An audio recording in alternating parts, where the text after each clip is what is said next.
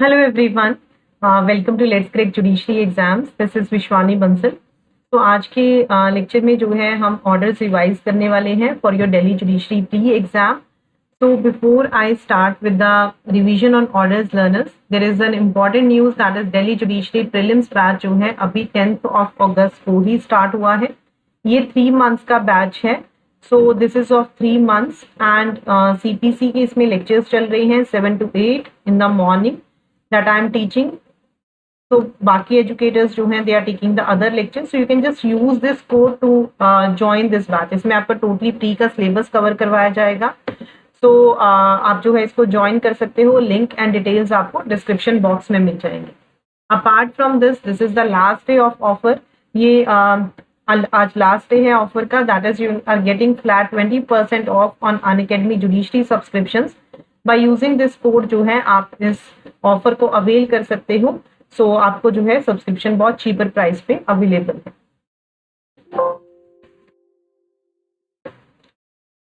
So let's start with the revision on orders of CPC. तो order 1 deals with what? This deals with the parties to suit. तो इसमें हमें क्या दिया हुआ है? पार्टीज टू सूट के रिगार्डिंग दिया हुआ. So parties to suit is order 1 जो है this deals with the subject of parties to suit and साथ में जो है ये बताता है regarding the joinder, misjoinder, non-joinder of parties and to some extent with the joinder of causes of action के regarding जो है हमें इसमें provisions दी हुई है. तो rule 1 and rule 3 deals with who may be joined as plaintiffs and who may be joined as defendants. We know that एक case में एक से ज्यादा प्लेंटिफ भी हो सकते हैं, एक केस में जो है एक से ज्यादा डिफेंडेंट भी हो सकते हैं. तो अगर एक केस में एक से ज्यादा प्लेंटिफ है तो जरूरी नहीं है कि एक केस में एक ही प्लेंटिफ होगा. There can be more than one plaintiff, there can be more than one defendant. Now the question arises is कि किनको एक सूट में जो है एज ए प्लेंटिफ ज्वाइन किया जा सकता है. तो कोई भी राइट जो राइज करता है सेम एक्ट या transaction of series of act से, वहां पे जो है ऐसे पर्संस को ज्वाइन किया जा सकता है एज प्लेंटिफ. या फिर अगर वो पर्सन सपोज ABC 3 पर्संस है, उन्होंने सेपरेट सूट्स ब्रॉड कर दिया, अगर कोई कॉमन क्वेश्चन ऑफ लॉ या फैक्ट अराइज करेगा then those persons may be joined as plaintiffs in one suit. Similar is with the defendant also. एक जो सूट है वो एक से ज्यादा डिफेंडेंट के अगेंस्ट भी फाइल किया जा सकता है. There can be more than one defendant in a suit. For example अगर हम एग्जाम्पल लें, सपोज ए ने बी को असॉल्ट किया. ठीक है, A assaults B. So A B को असॉल्ट करता है. सो बी जो है किसको सू करेगा? बी सू करेगा ए को असॉल्ट के लिए. सो यहाँ पे क्या है, क्योंकि वो इंडिविजुअली उसको इफेक्ट कर रहा है. ए ने बी को असॉल्ट किया, सो हियर इंडिविजुअली उसने बी को इफेक्ट किया. सो एक प्लेंटिफ एक डिफेंडेंट. बट जो क्वेश्चन है joinder of causes of joinder of parties का, वो वहीं पे अराइज होता है when an act is done by 2 और मोर पर्संस. अगर कोई एक्ट 2 या 2 से ज्यादा पर्संस करते हैं या फिर वो इफेक्ट जो है 2 या 2 से ज्यादा पर्संस को करता है. अगर हम इसी एग्जांपल में ले लें, सपोज ए और बी ने मिलके जो है सी को असॉल्ट किया. ए और बी ने मिलके सी को असॉल्ट किया. तो सी जो है ए और बी दोनों के अगेंस्ट सूट फाइल कर सकता है. So in this case there are 2 defendants in a suit. वहीं पे अगर ए ने मिलके जो है बी एंड सी दोनों को असॉल्ट किया, ए एंड बी ने मिलके सी को असॉल्ट किया, तो सी एक केस में जो है एक से ज्यादा डिफेंडेंट भी हो सकते हैं, एक से ज्यादा plaintiff, like we have seen the exam. Now जो रूल 2 एंड रूल 3A है, सो ये फर्दर कहता है कि अगर कोर्ट को ये अपीयर होता है कि कोई भी जॉइंडर ऑफ प्लेंटिफ्स, कि अगर प्लेंटिफ्स को ज्वाइन करके या फिर डिफेंडेंट्स को ज्वाइन करके जो है सूट डिले हो सकता है या एम्बेरस कर सकता है delay the trial of the suit को, तो कोर्ट क्या कर सकता है? The court may put the plaintiffs to their election. ये कोर्ट ऑर्डर कर सकता है सेपरेट ट्रायल्स. तो the court may order separate trials और make such order as may be एक्सपीडिएंट.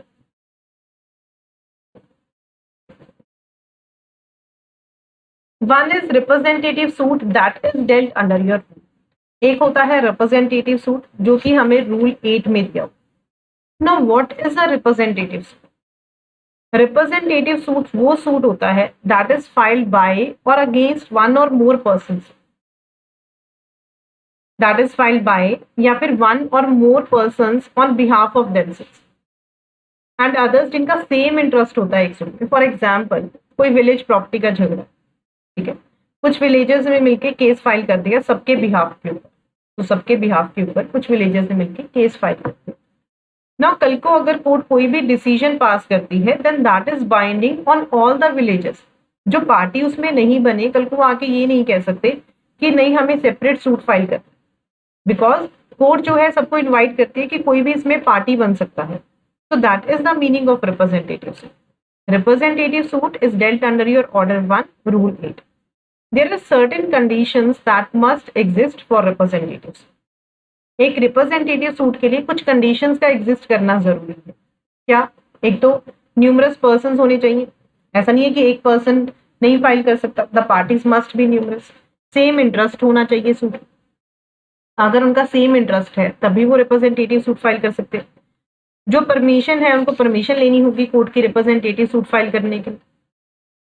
Notice issue करना होगा उन पार्टीज को जिनको वो रिप्रेजेंट करना चाहते हैं उस सूट। तो कोर्ट डायरेक्ट कर सकती है as we can see when there are numerous persons having same interest in one, जहां पे न्यूमरस पर्संस जिनका सेम इंटरेस्ट होता है सूट में, अगर वो ज्वाइन करते हैं या फिर कोर्ट डायरेक्ट कर सकती है वन और मोर ऑफ सच पर्संस में सू और be sue. So the important one here is, this is very important discussion. This says a decree passed in a suit under this rule. अगर कोई भी decree suit में पास की जाती है इस रूल के अंदर, वो बाइंडिंग होगी सारे पर्संस के ऊपर। That shall be binding on all the persons जिनके बिहाफ पे या फिर जिनके बेनिफिट के लिए ये सूट इंस्टीट्यूट किया गया है, डिफेंड किया। तो decree pass in a suit under this rule shall be binding on all the persons on whose behalf or for whose benefit the suit is instituted or defended as the case may be. Next is misjoinder and non-joinder.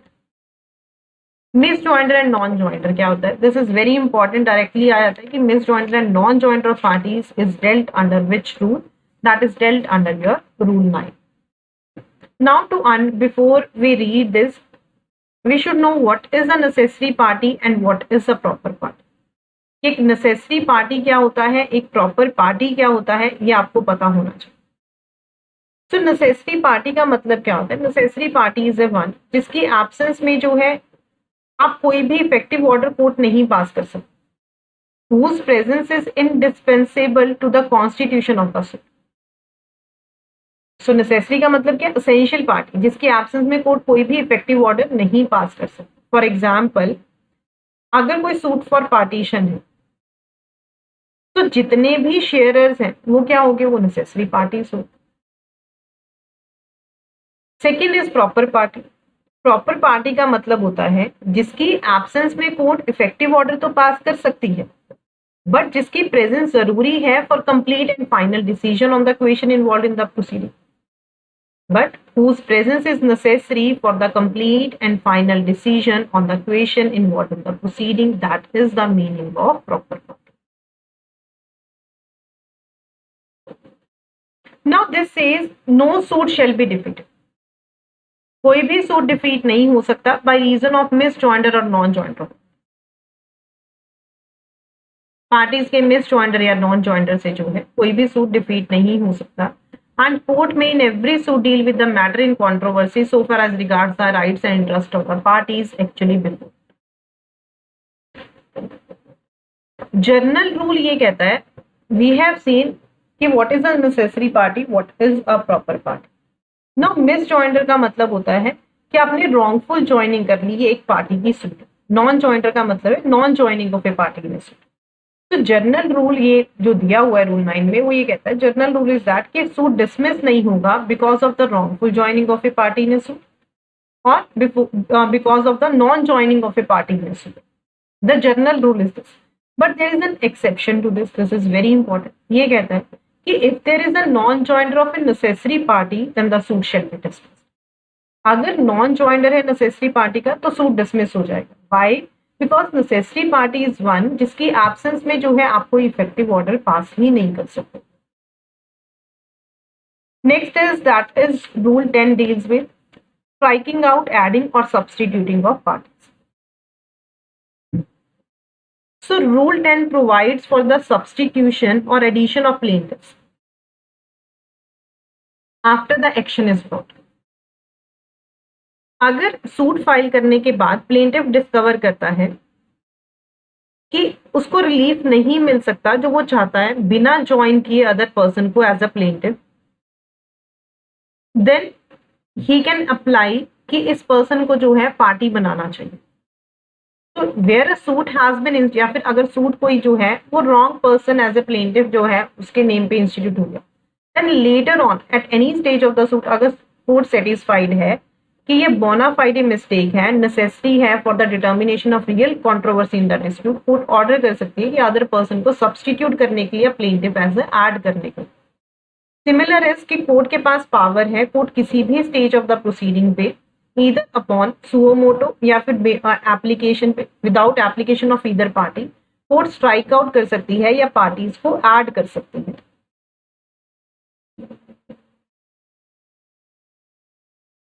Now, if say, we have read under Order 1, Rule 9, that is regarding the misjoinder and non-joinder.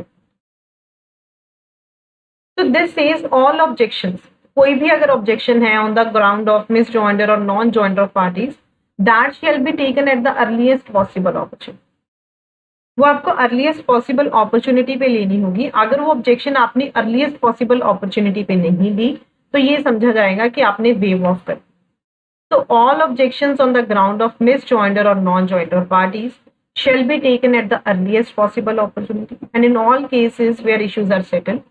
And अगर वो earliest possible opportunity पे नहीं ली objection, then that shall be deemed to have been waived. So this was the order 1 that we have discussed the important provisions under this. Next is your order 2. Order 2 deals with what? Order 2 deals with framing of suit. तो ये कहता है कि जब भी कोई suit institute किया जाता है प्लेंटिफ उसमें अपना सारा क्लेम लिखेगा in respect of the cause of action, so that कि कोई भी मैटर इन डिस्प्यूट है जो पार्टीज के बीच में वो डिस्पोज ऑफ हो जाए फाइनल। सो जो रूल 1 है ऑर्डर 2 का, ये कहता है every suit as shall as far as practicable be framed as to afford ground for final decision upon the subjects in dispute and to prevent further litigation concerned. Further is suit to include the full claim. जो order 2 rule 2 है, this is based on the cardinal principle of law. किस चीज के based है? On the cardinal principle of law that a defendant should not be vexed twice for the same. एक defendant को दो बार नहीं उसको सजा मिलनी चाहिए एक ही कॉज के लिए। तो दिस सेज कि जब एक प्लेंटिफ अपना सूट इंस्टीट्यूट करता है, जब वो प्लेंट लिखता है तो उसमें वो सारा क्लेम लिखेगा which the plaintiff is entitled in respect of the cause of action. But हाँ, वो कोई पोर्शन रिलिंक्विश कर सकता है अगर वो सूट को ब्रॉड करना चाहता है with in the jurisdiction of any. This further says that अगर प्लेंटिफ ओमिट कर देता है या इंटेंशनली उसने सपोज रिलिंक्विश कर दिया कोई पोर्शन क्लेम का, तो बाद में वो सूट फाइल नहीं कर सकता in respect of the portion so omitted और रिलिंक्विश्ड। Let's take an example to understand this. Similarly, let's take the illustration. So directly illustration can also be asked in your paper. So A अपना घर जो है rent पे दे देता है at yearly rent of ₹12। जो rent है बाकी के ईयर्स के लिए जो 1905, 1906, 1907 का उसने पे नहीं किया, due and unpaid. A B को सू कर देता है 1908 में। A sues B 1908 only for the rent due in 1900। उसने 1908 में जो है रेंट तो उसका 3 साल का पेंडिंग था, बट वो एक ही साल के लिए रेंट के लिए उसको वो तो अवेयर था ना कि 3 साल का पेंडिंग है, पर वो सू एक ही साल के लिए करता है। Now if we apply the provision that is given under your order 2 rule 2, so A will not be allowed to sue B on the rent that is due for 1905 or 1907. Why? Because he himself has उसको aware था, he has omitted to for that portion of the rent. So उसको बाद में जो है allow नहीं किया जाएगा in respect of the portion so omitted or relinquished. This is your order 2 rule 2. Now what is the applicability of order 2 rule 2 to other proceedings? जो provisions है ऑर्डर 2 रूल 2 की, this applies only to suits and not to, ये सिर्फ suits पे apply करती हैं, ये appeals पे अप्लाई नहीं करती हैं, ये एग्जीक्यूशन प्रोसीडिंग्स पे अप्लाई नहीं करती, ये आर्बिट्रेशन प्रोसीडिंग्स पे अप्लाई नहीं करती, और ना ही किसी पिटीशन पे that is under article 226 of the constitution. तो ऑर्डर 2 रूल 2 की जो प्रोविजंस है ये सिर्फ सूट्स पे अप्लाई करती, अपील्स पे अप्लाई नहीं करती, एग्जीक्यूशन प्रोसीडिंग्स पे अप्लाई नहीं करती, आर्बिट्रेशन प्रोसीडिंग्स पे अप्लाई नहीं करती, or to a petition under Article 226 of the Constitution. Now, joinder of causes of action.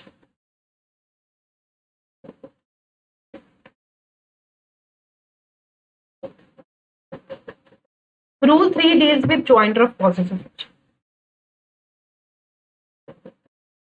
तो ये कहता है, this rule enables joinder of several causes of action in one suit in certain circumstances. जहां पे एक ही प्लेंटिफ है, एक ही डिफेंडेंट है, तो प्लेंटिफ लिबर्टी पे है कि वो एक ही सूट में सेवरल कॉजेज ऑफ एक्शन को ज्वाइन कर सकते हैं। जहां पे 2 से ज्यादा प्लेंटिव्स हैं and several causes of action है, तो प्लेंटिव्स यूनाइट करके वो जो है उसको ज्वाइन कर सकते हैं। सो रूल 3 में क्या दिया हुआ है कि एक ही सूट में आप सेवरल कॉजेज ऑफ एक्शन को जो है आप ज्वाइन करके सूट को इंस्टीट्यूट कर सकते हैं। रूल 6 में सेम थिंग इज गिवन, जो हमने पहले भी पढ़ा था कि plaintiff as a defendant join करने हैं अगर कोर्ट को लगता है। यहाँ पे कहते हैं कि अगर jointer of causes of action एक सूट में कोर्ट को लगता है कि एम्बेरस या डिले कर सकता है ट्रायल ऑफ द सूट को, तो कोर्ट ऑर्डर कर सकती है सेपरेट ट्रायल्स को in the interest of justice that the court thinks. And कोई भी अगर ऑब्जेक्शन रेज करनी है on the ground of misjoinder of causes of action, then that shall be taken at the earliest possible opportunity. And अगर ऐसी objection earliest possible opportunity पे नहीं ली तो ये समझा जाएगा that shall be deemed to have been waived under your place. So this is what is given under your order 1, order 2. अगर आपने CPC fully रिवाइज करनी है then you can just join this batch. CPC classes are going on. Link आपको description box में मिल जाएगा। Apart from this आप मुझे Telegram channel पे फॉलो कर सकते हो, इसका लिंक भी आपको डिस्क्रिप्शन बॉक्स में मिल जाएगा, so that you can just revise CPC, Master CPC for your Delhi Judiciary exam. Thank you so much, learners. I'm just ending the session here only. And before I end this lecture, this is a special offer that is running on Unacademy, जो सिर्फ आज के लिए valid है. Do avail this opportunity. इससे पहले कि खत्म हो जाए।